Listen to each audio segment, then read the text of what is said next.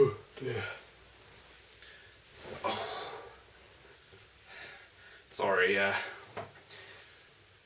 been getting much sleep lately. I've been having really terrible dreams about rabbits. But that's not why you're here, is it? You don't want to listen to me talking about that.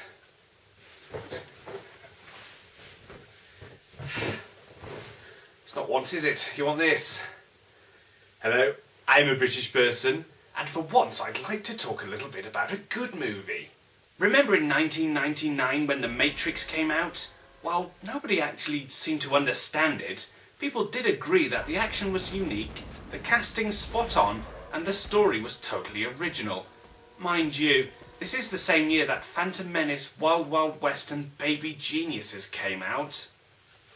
The movie proved that you don't need $300 million to create a decent set piece, and it surely must hold some sort of record for the most ever spoofed moments. Because of the moderate budget, they were forced to ensure that the script and performances were solid, so what action there is complements the story and solidifies the film as one of the best science fiction movies of recent years. We also have a villain who is truly memorable, played superbly robotic by Hugo Weaving. This is the role he was born to play, certainly more so than Megatron.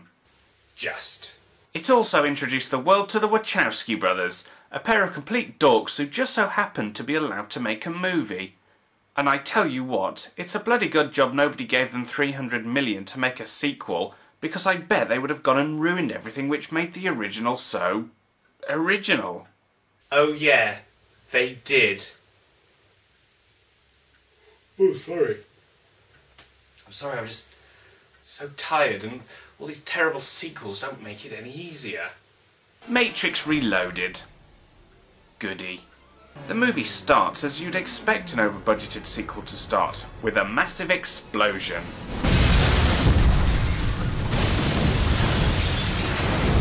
Returning character Trinity then beats up some guards with a helmet.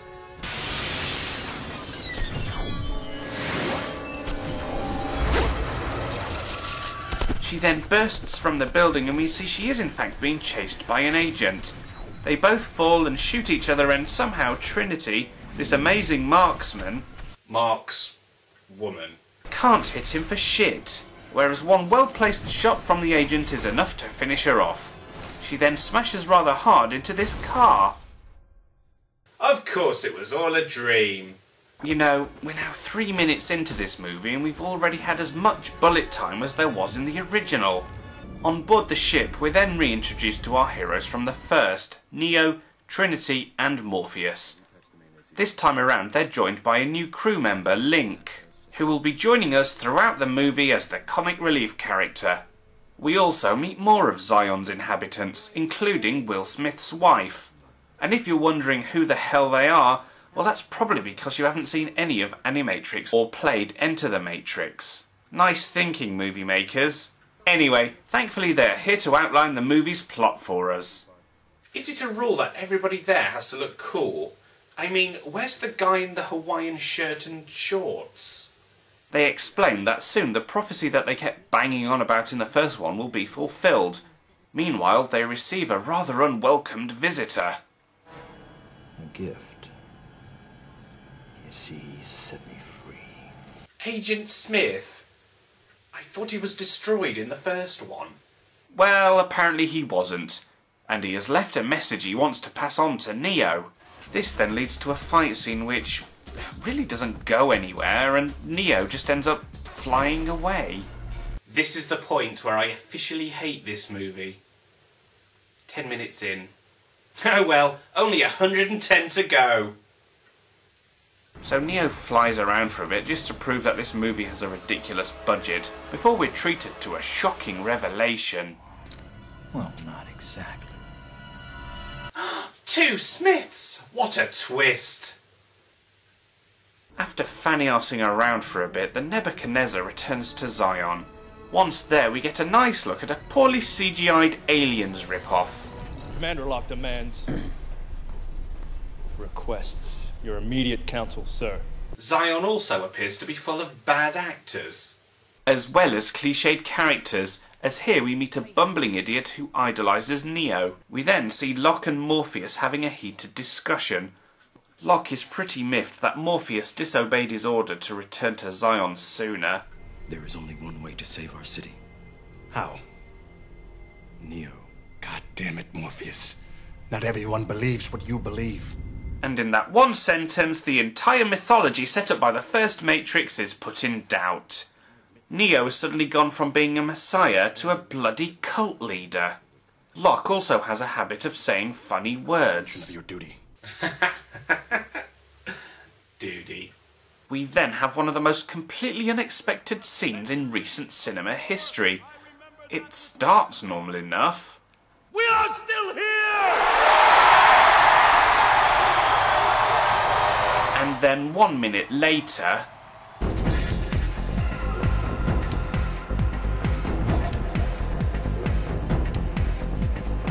Because a rave is the first thing I think of doing after being told I was 72 hours from death.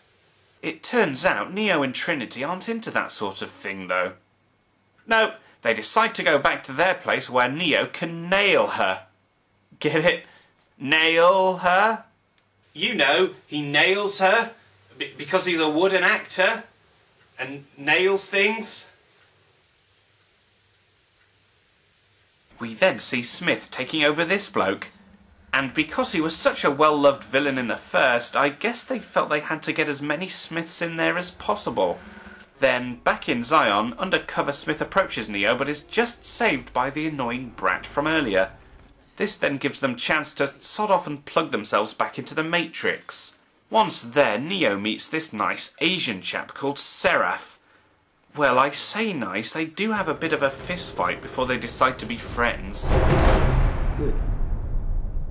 After that completely pointless scene, Seraph takes Neo to see the Oracle. And what deep words of wisdom does she have to share? I love candy. Well, there we are then. Of course, there is a little more to what she says, but the bit about the candy is the only bit I actually understood. And why, when she offers him candy, does he take it like a robot? See, I told you he was wooden. She may have talked a lot of bollocks throughout the scene, but she eventually starts to make a little sense and tells Neo that he has to go and see the Merovingian. Apparently he's some bloke who'll lead him to the Keymaker who will, I don't know, help him, I suppose. She then sods off and Agent Smith turns up. Mr. Anderson. You got my package? Yeah. Oh, good. Surprised to see me? No. Then you're aware of it. Of what? Our connection. Why are they talking? Come on, I didn't want to watch this for the inane exposition. Finally!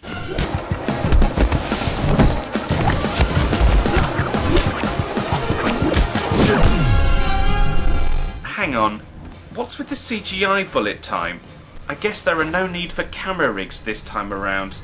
At least not when you have 300 million offered to you on a plate.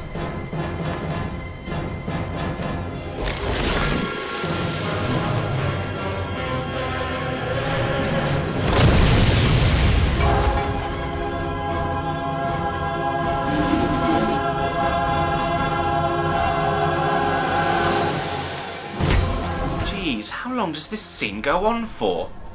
A while yet, apparently. He's just picked up a pipe.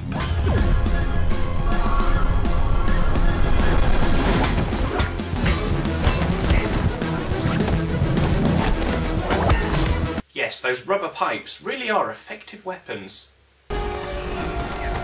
Pylon! After blowing them up in a comedy fashion, Neo then does what he should have done when the first one showed up and flies off. Meanwhile, back in Zion, Locke reveals that the machines are tunnelling towards them, and he requests from the council that he can do whatever he needs in order to defend the city.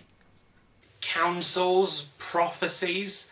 Since when did the Matrix turn into the bloody Star Wars franchise? Morpheus, Trinity and Neo go to see the Merovingian, who is joined by Persephone, Persephone's boobs, and a pair of albino twins. They quiz the Merovingian about the whereabouts of the Keymaker, but like everyone in the Matrix, he gives them cryptic answers. He just bangs on about cause and effect and shows a woman eating a piece of cake which has been tainted. I'm creating a new effect, just like poetry. First, a rush, heat, the heart flutters. And this is the nature of the universe. The truth is, we are completely out of control.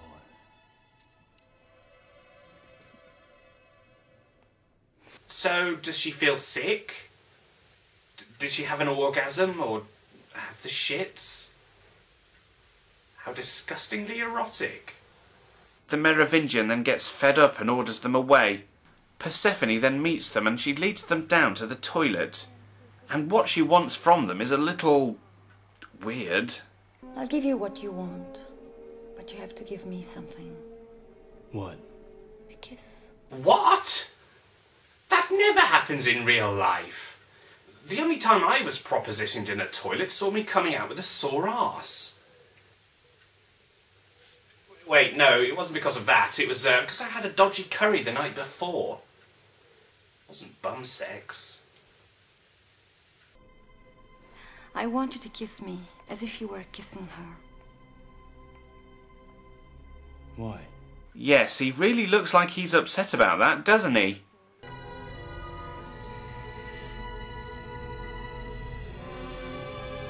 Anyway, moving on from that bollocks, and Persephone agrees to help them and leads them to...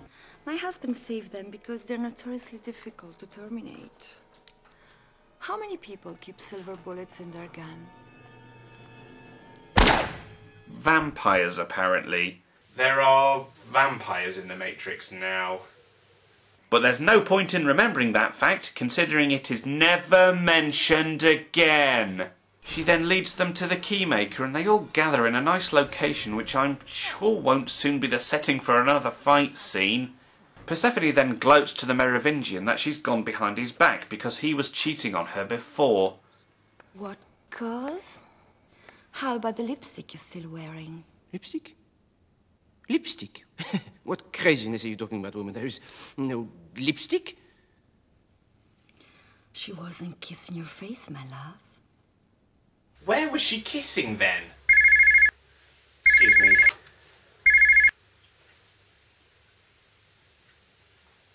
His what? Why would anybody do that? That's disgusting. Cue a fight scene.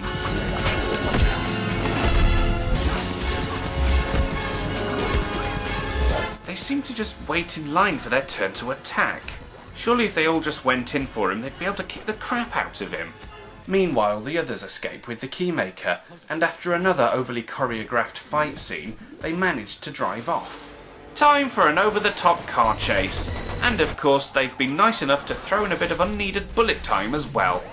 Link directs them to the freeway, and we're treated to some completely ridiculous stunts. Like that. Why did the car just flip over? What actually caused that to happen? I suppose we don't really need a reason. It just looks nice. Kind of like why Monica Bellucci's in it. The ghost twins then float into the car and they have a ridiculous close-range fight, all while the keymaker bloke just sits there in a great position to just stab him in the eye. The agents then join in and use this car as a bouncy castle to start flipping cars about again.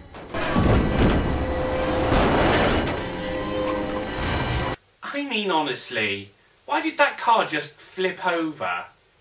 Trinity and the keymaker manage to escape by leaping onto this lorry, and how the fragile old fart can just get up unhurt is not even worth my time. Morpheus then slices the twins' car, which of course causes it to flip over, and he's able to shoot the bottom, thereby blowing it up. And despite them being super beings who can become a ghost and therefore invincible, once they become a ghost and therefore invincible, they're beaten by an explosion despite them being invincible. If this wasn't a long enough scene already, then they throw a motorbike into the mix, and Trinity pisses about for a couple of minutes. Okay, it looks nice, but can you get on with the story now, please? Oh yeah, I forgot. There is no story.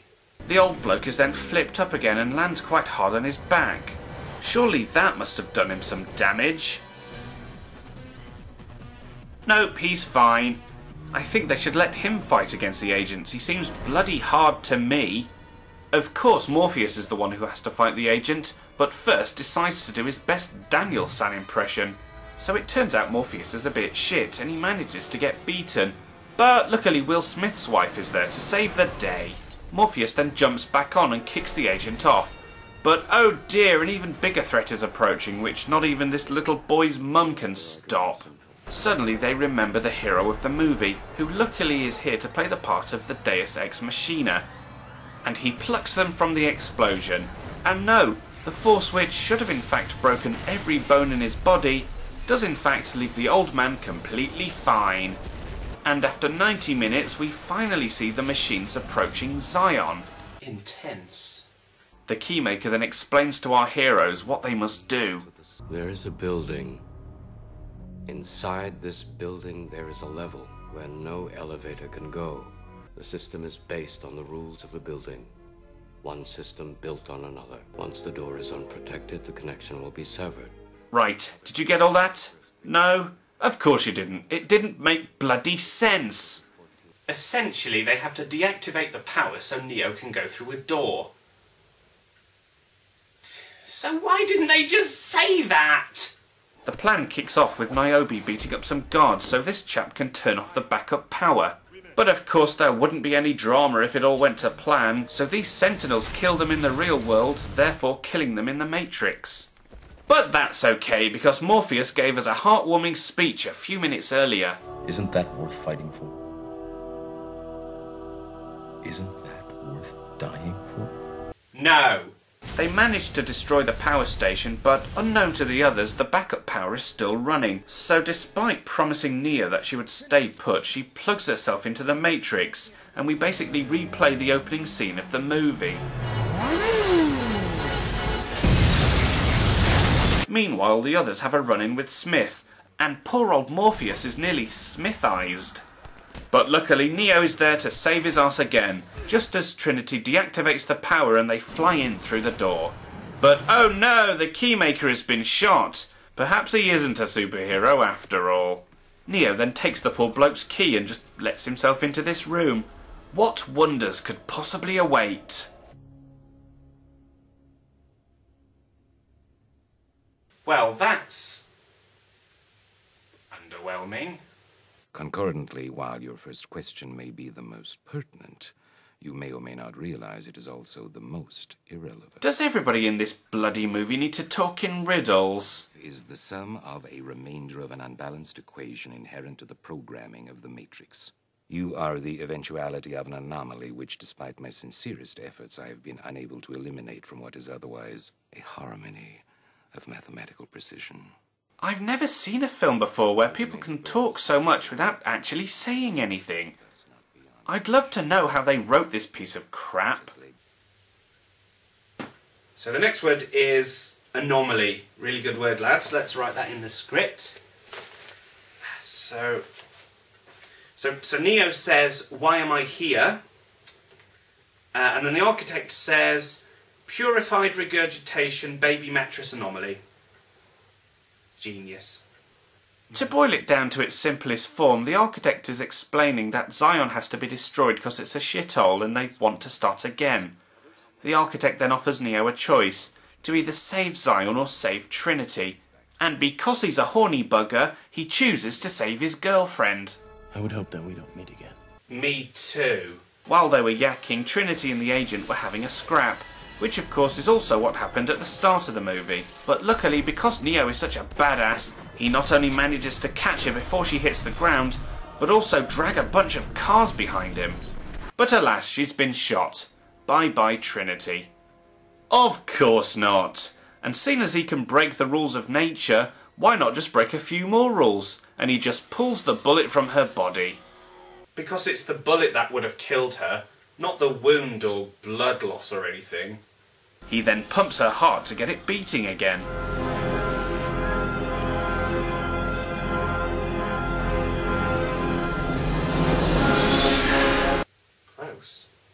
back in the real world and they can barely catch their breath before they're attacked by sentinels and the Nebuchadnezzar is destroyed.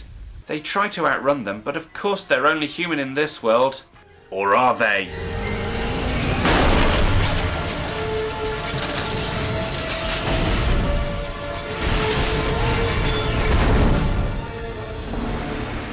Unfortunately, this then puts Neo into a coma. Sucks to be you. We then learn that they weren't the only ones to be attacked. An EMP bomb was detonated, which saw the death of 3 ships' worth of crew.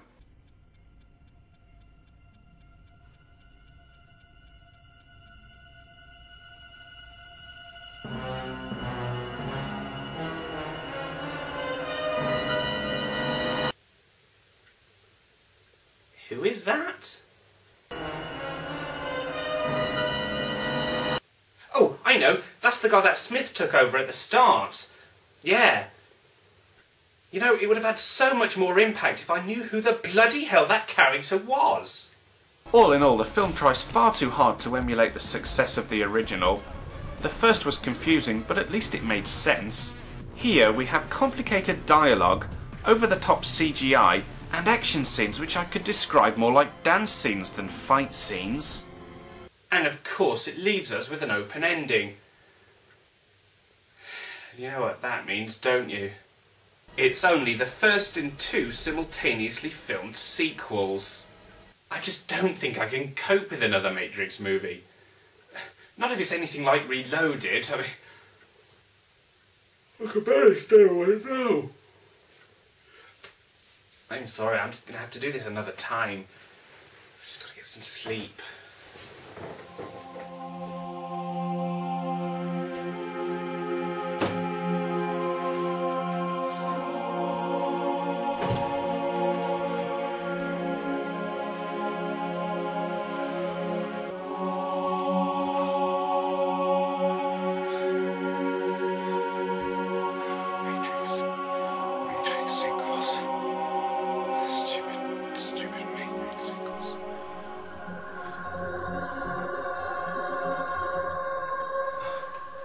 Am I? Jesus Christ, what am I wearing? I must be having a nightmare. You think so?